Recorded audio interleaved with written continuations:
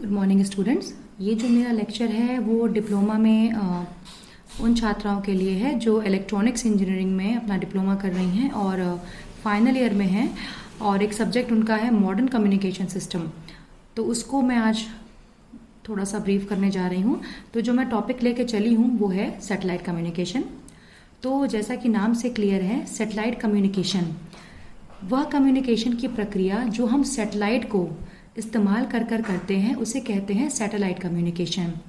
जिस कम्युनिकेशन में हमारा जो चैनल होता है वो सैटेलाइट होता है। जब भी आप कोई कम्युनिकेशन कराते हो तो आपके पास 3 इंपॉर्टेंट सेक्शंस होते हैं। पहला होता है ट्रांसमीटर, दूसरा होता है चैनल और तीसरा होता है रिसीवर।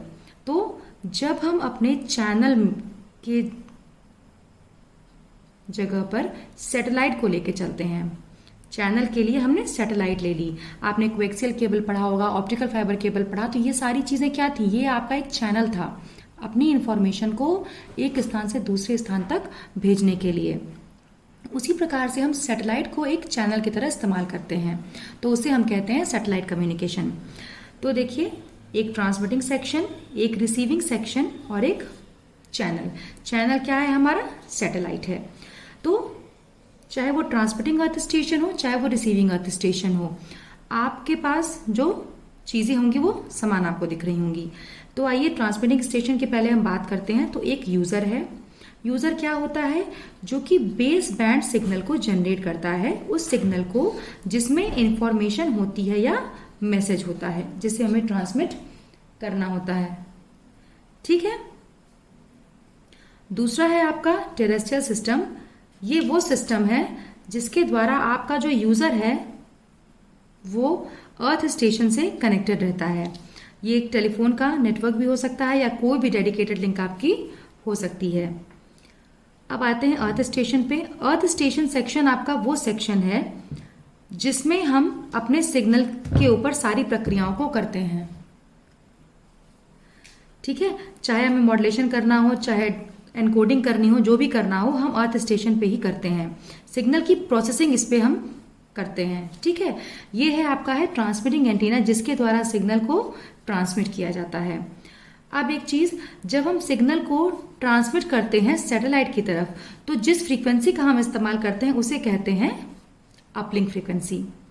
जब भी हम अपने ट्रांसमिटिंग अर्थ स्टेशन से सैटेलाइट को सिग्नल देंगे तो अपलिंक फ्रीक्वेंसी कहलाती है।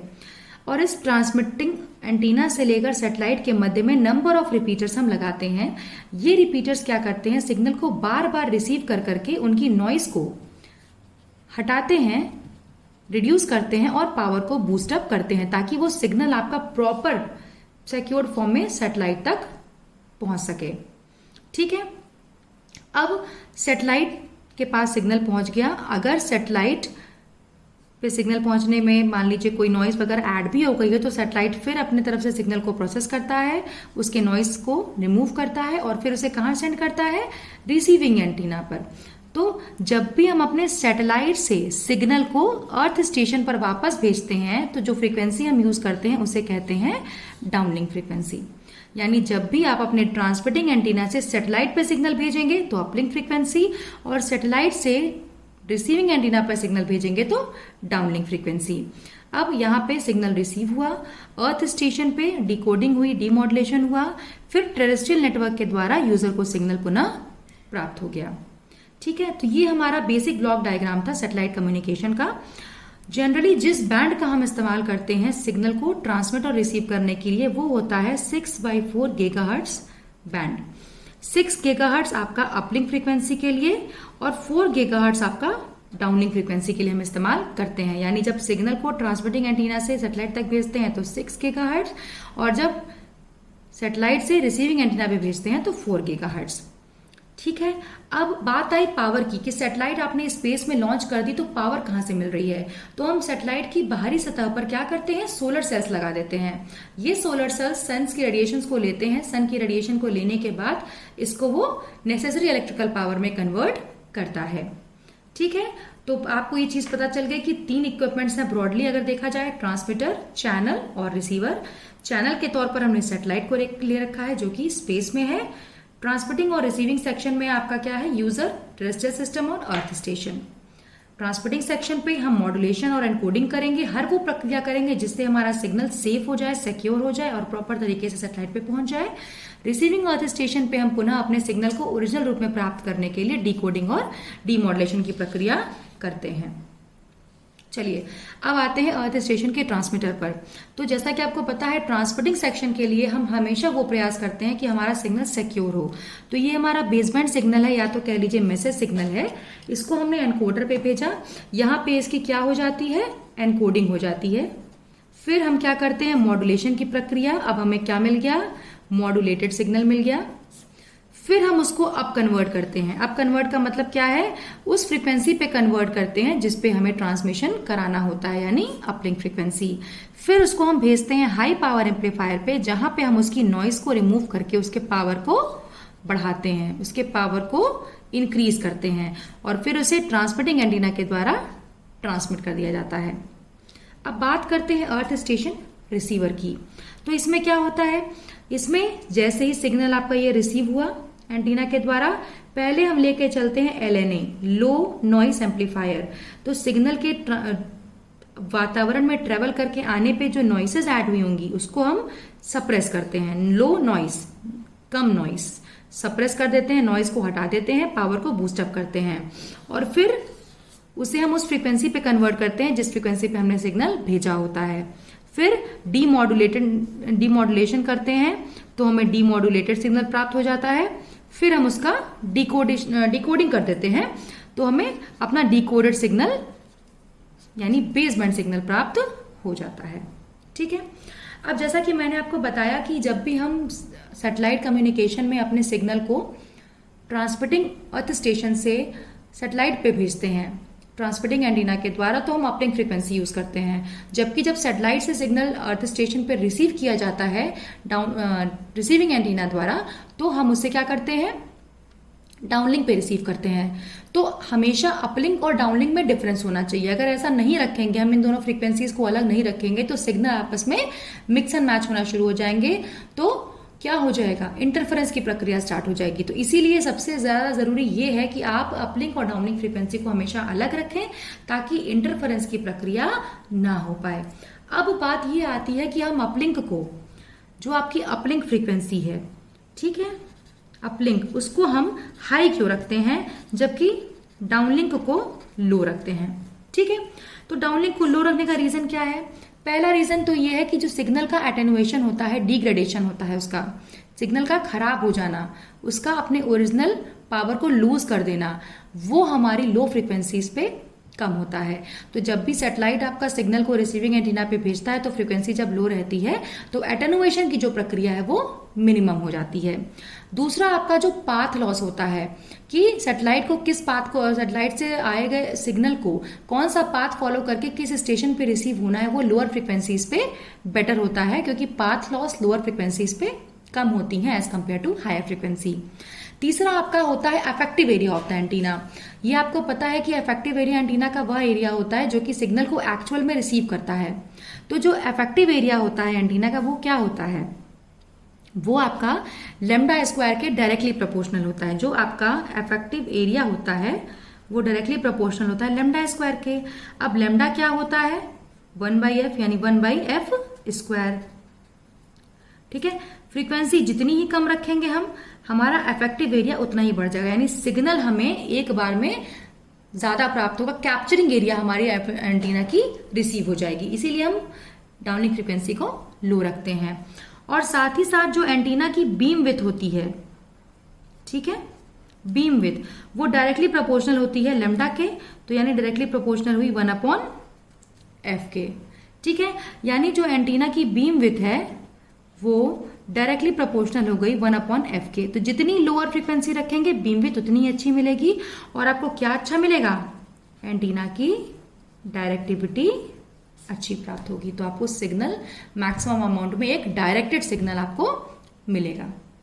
तो यही रीजन है, इन्हीं 4 रीजंस की वजह से हम हमेशा डाउनलिंक फ्रीक्वेंसी को कम रखते हैं as compared to uplink frequency. चलिए अब एडवांटेजेस और डिसएडवांटेजेस की हम बात कर लेते हैं सैटेलाइट कम्युनिकेशन की। तो सबसे बड़ा एडवांटेज क्या है सैटेलाइट कम्युनिकेशन का, वो ये है कि सैटेलाइट कम्युनिकेशन जब भी हम कराते हैं तो वो डिस्टेंस से इंडिपेंडेंट होती है उसकी कॉस्ट। जैसे आप कोएक्सियल केबल यूज कर रहे थे, कॉपर केबल यूज कर रहे थे या ऑप्टिकल फाइबर यूज कर रहे थे, जैसे जैसे डिस्टेंस बढ़ रही थी, केबलिंग है, जैकेटिंग है, सब चार्जेस बढ़ जा रहे थे। तो आपकी क्या थी, कॉस्ट डिस्टेंस के हिसाब से बढ़ती चली जा रही थी। पर सैटेलाइट में ऐसा नहीं होता। एक बार आपने सैटेलाइट को स्पेस में लॉन्च कर दिया, तब आप नंबर ऑफ अर्थ स्टेशन को आपस में जोड़कर कम्युनिकेशन की प्रक्रिया करा सकते हो। तो point two multi point communication possible है कि हम एक अर्थ स्टेशन को ट्रांसमिटिंग अर्थ स्टेशन बना लें और मल्टी पॉइंट ढेर सारे अर्थ स्टेशन को रिसीवर्स बना लें, तो एक सिग्नल को हम कई जगह पे एक साथ भेज सकते हैं सैटेलाइट के माध्यम से। ठीक है, आपको अर्थ स्टेशन अगर इंस्टॉल करना है तो बहुत हेक्टिक टास्क नहीं है, क्योंकि आपको चैनल को डिस्टर्ब नहीं करना, वायर्ड चैनल नहीं है, तो आप अब कहीं भी कभी भी अपने अर्थ स्टेशन को इंस्टॉल क्विकली और इजीली कर सकते हो। साथ ही साथ चूंकि वायर्ड कम्युनिकेशन नहीं है, तो मोबाइल कम्युनिकेशन इजीली पॉसिबल है। इससे आप ऑन द मूव भी आराम से इस प्रक्रिया को इस्तेमाल करके अपनी कम्युनिकेशन को करा सकते हो। सबसे इंपॉर्टेंट होता है हायर क्वालिटी सिग्नल्स। जैसे कि आपने कॉपर केबल यूज किया या ऑप्टिकल फाइबर केबल यूज किया, कभी कभी वायर्स में क्या होती है, कट डाउन हो जाते हैं। ठीक है, तो उसमें क्या होता है, फिर आप उस कट डाउन को ढूंढते हो कि वायर कहाँ कट हुई है, फिर उसको सही करते हो, फिर सिग्नल्स भेजना शुरू करते हो। तो वहां पे जहां पे कट हो जाती है केबल्स, वहां पर कितना भी आप बचा के चलोगे तब भी लॉसेस आती ही आती हैं। तो जो क्वालिटी ऑफ सिग्नल्स है वो सैटेलाइट कम्युनिकेशन में हमें अच्छी मिलती है। ठीक है, और अगर कोई विपरीत कंडीशंस आती है, क्रिटिकल कंडीशन आती है, तो ऐसा कोई जरूरी नहीं है कि हमें पूरा चैनल हटाना है या वायरिंग को हटाना है। हम क्या करते हैं, क्रिटिकल कंडीशंस के दौरान भी अपने अर्थ स्टेशन को क्या करते हैं, एक स्थान से दूसरे स्थान पर हटा देते हैं। ठीक है, अब आइए डिसएडवांटेज की हम बात कर लेते हैं। तो सबसे बड़ा डिसएडवांटेज जो इसका है वो ये है कि जो आप जिस बैंड को इस्तेमाल करते हो 6/4 गीगाहर्ट्ज बैंड, वो बैंड जो आपका होता है ओवर क्राउडेड हो चुका है, क्योंकि मैक्सिमम कंट्रीज उसी बैंड पे काम कर रही हैं। तो ये बैंड ओवर क्राउडेड हो चुका है। ठीक है, साथ ही साथ जब भी हम ट्रांसमिशन और रिसीविंग करते हैं किसी भी सैटेलाइट के द्वारा, तो उसमें 1/4 सेकेंड्स का डिले होता है ट्रांसमिशन में और रिसेप्शन में। आपने भेजा तो 1/4 सेकेंड्स के डिले के बाद आपको यहाँ पे सिग्नल रिसीव होगा। तो उससे क्या होता है, एक इको जनरेट हो जाती है, तो वो भी आपके लिए एक डिस्टर्बिंग फिनोमेना है। ठीक है, और अगर आप 30 गीगाहर्ट्ज के बाद कम्युनिकेशन की प्रक्रिया कराते हो, तो वहां पे एटमॉस्फेरिक लॉसेस जो होती हैं वो बढ़ जाती हैं। ठीक है, चलिए अब आगे बढ़ते हैं। Types of satellite. हमारी सैटेलाइट्स कितने प्रकार की होती हैं? तो बेसिकली हमारी सैटेलाइट्स दो प्रकार की होती हैं, एक्टिव और पैसिव। एक्टिव सैटेलाइट्स हमारी वे सैटेलाइट्स होती हैं जिनके पास खुद का प्रोसेसिंग इक्विपमेंट होता है। मतलब सिग्नल को उन्होंने रिसीव किया, नॉइस को सप्रेस कर दिया, पावर को बूस्ट अप कर दिया और फिर उसको ट्रांसमिट किया। उनके पास ऑनबोर्ड सारा इक्विपमेंट होता है जिसकी हमें आवश्यकता होती है। इसके विपरीत पैसिव एंटीना सैटेलाइट्स वे सैटेलाइट्स हैं जो कि एक रिफ्लेक्टर की तरह काम करते हैं। रिफ्लेक्टर, उनके पास खुद का कोई प्रोसेसिंग इक्विपमेंट नहीं होता, सिर्फ और सिर्फ सिग्नल को रिसीव करते हैं और एज इट इज उसको अर्थ स्टेशन पर ट्रांसमिट कर देते हैं। तो ये हमारी दो प्रकार की सैटेलाइट्स हुई, एक्टिव और पैसिव। अब आइए मैं आपको बताती हूँ कि सैटेलाइट के ऑर्बिट में दो पॉइंट्स होते हैं, नियरेस्ट एंड फारदेस्ट। उनको कैसे हम डिस्क्राइब करते हैं। तो ये आपका अर्थ है, ये आपका अर्थ का सेंटर, और ये है आपकी सैटेलाइट का ऑर्बिट। ठीक है, ये है आपका ए सेमी मेजर एक्सिस, ये है आपका बी सेमी माइनर एक्सिस। तो ये टोटल कितना हो गया 2b, और इधर ये टोटल कितना हो गया 2a। ठीक है, semi major axis semi minor axis, earth का सेंटर, अर्थ, सैटेलाइट की ऑर्बिट। ठीक, सैटेलाइट की ऑर्बिट पे वह पॉइंट जो अर्थ के सेंटर से एकदम पास में होता है उसे हम कहते हैं पेरिजी। ठीक है, सैटेलाइट की ऑर्बिट पे वह पॉइंट जो अर्थ के सेंटर से बहुत दूर, सबसे दूर होता है, उसे हम कहते हैं अपोजी। ध्यान रखिएगा कि अर्थ के सेंटर से सैटेलाइट के ऑर्बिट पे वह पॉइंट जो सबसे दूर होता है, वहां पर सैटेलाइट की वेलोसिटी क्या होती है, लोवेस्ट होती है। ठीक है, अपोजी होता है आर ए बराबर ए 1 + ए होता है हमारा सेमी मेजर एक्सिस, और ई क्या होता है, एसेंट्रिसिटी, जो कि हमें बताता है कि ऑर्बिट का शेप कैसा होगा। पेरिजी क्या होता है, सैटेलाइट की ऑर्बिट में वह पॉइंट जो कि अर्थ के सेंटर से सबसे निकटतम हो, उसको हम देते हैं ए 1 माइनस ई। अगेन ए आपका सेमी मेजर एक्सिस है, ई आपका क्या है, एसेंट्रिसिटी, जो हमें बताता है कि ऑर्बिट का शेप कैसा होगा। तो कुछ इस प्रकार से होता है। अगर एसेंट्रिसिटी आपकी 0 है तो आपका ऑर्बिट क्या होगा, सर्कुलर होगा। अगर लेस देन 1 है तो इलिप्टिकल ऑर्बिट हो जाएगा। अगर आपकी एसेंट्रिसिटी 1 के बराबर है तो पैराबोलिक ऑर्बिट हो जाएगा। और अगर आपकी एसेंट्रिसिटी ग्रेटर देन 1 है तो आपका जो ऑर्बिट है वो हाइपरबोलिक हो जाएगा। ठीक है, अब आइए हम बात करते हैं जियो स्टेशनरी ऑर्बिट की। जनरली जब भी हम कोई भी वेदर फोरकास्टिंग या कमर्शियल पर्पस के लिए अपनी सैटेलाइट को यूज करते हैं तो हम जनरली उसे कहाँ प्लेस करते हैं, जियो स्टेशनरी ऑर्बिट में। क्यों? क्योंकि इस ऑर्बिट में सैटेलाइट एग्जैक्टली उसी स्पीड से रोटेट करती है जिस स्पीड से अर्थ टर्न करती है अपनी एक्सिस पे। ठीक है, तो हमें एक एक सेकेंड की एक्यूट जानकारी प्राप्त हो जाती है। ठीक है, यानी वह ऑर्बिट जिसमें आपकी सैटेलाइट एकदम उसी स्पीड से रोटेट करे जिस स्पीड से आपकी अर्थ टर्न करती है, उसे हम कहेंगे जियो स्टेशनरी ऑर्बिट। और जनरली अपने वेदर फोरकास्टिंग और भी किसी प्रक्रिया के लिए, कमर्शियल या कम्युनिकेशन प्रक्रिया के लिए हमें करना हो तो हम जियो स्टेशनरी ऑर्बिट में ही अपनी सैटेलाइट को प्लेस करते हैं।